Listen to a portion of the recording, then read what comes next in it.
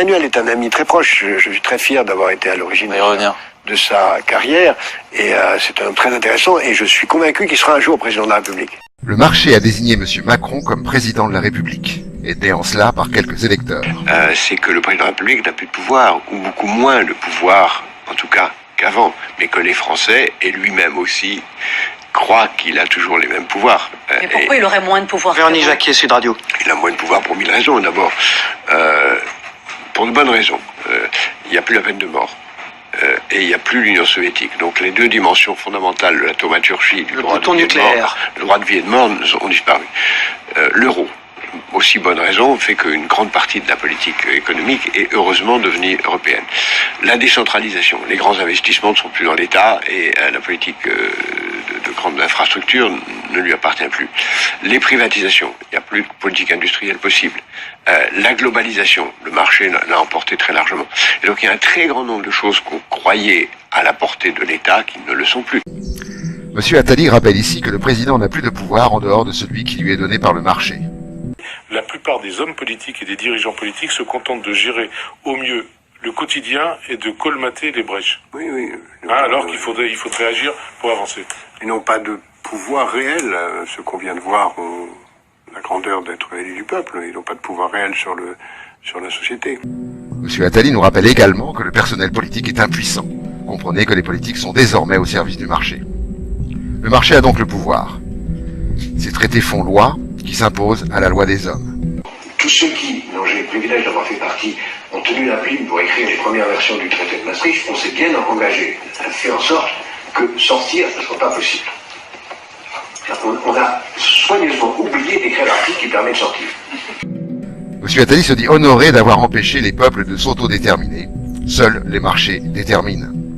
Son objectif est d'étendre son pouvoir. Le marché va s'étendre à des secteurs pour lesquels jusqu'à présent il n'avait pas accès, tels que la santé, l'éducation, la justice, la police, les affaires étrangères.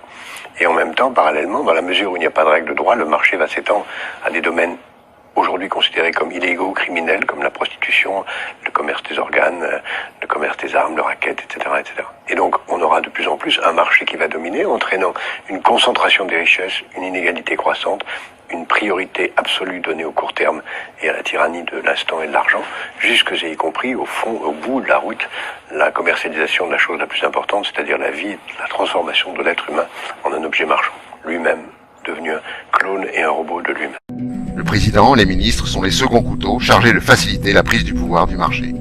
Déréglementer, appauvrir et démanteler les services publics, ouvrir tous les secteurs à la concurrence, détruire les protections des salariés et des citoyens. Il s'agit de livrer au marché les derniers bastions détenus encore par le peuple. Et pour que le peuple fasse silence, aucun gouvernement n'osera plus aujourd'hui revenir sur l'état d'urgence. C'est ce qu'a annoncé Manuel Valls. Aucun gouvernement. Vous nous dites qu'on ne pourra plus sortir de l'état d'urgence? Non, je pense qu'on n'en sortira plus jamais parce que tout gouvernement qui sortirait de l'état d'urgence donnerait le sentiment d'une faiblesse. C'est malheureusement aussi absurde que le principe de précaution, qui lui-même est excessif, mais dont plus personne ne peut sortir. Donc on crée parfois involontairement des irréversibilités. Nous sommes en état d'urgence, mais par nature, nous devons en permanence être dans un état d'urgence, et le fait de le signifier par des institutions ne fait que exprimer une réalité. Qui a le pouvoir? Le marché est l'outil qui permet au capital de s'accumuler. Les détenteurs du capital et des propriétés lucratives sont ceux qui ont le pouvoir politique. Ils font et défont les pouvoirs politiques à leur guise sans que les peuples n'interviennent. Ils ont déjà prévu la succession, M. Macron. J'irai même plus loin.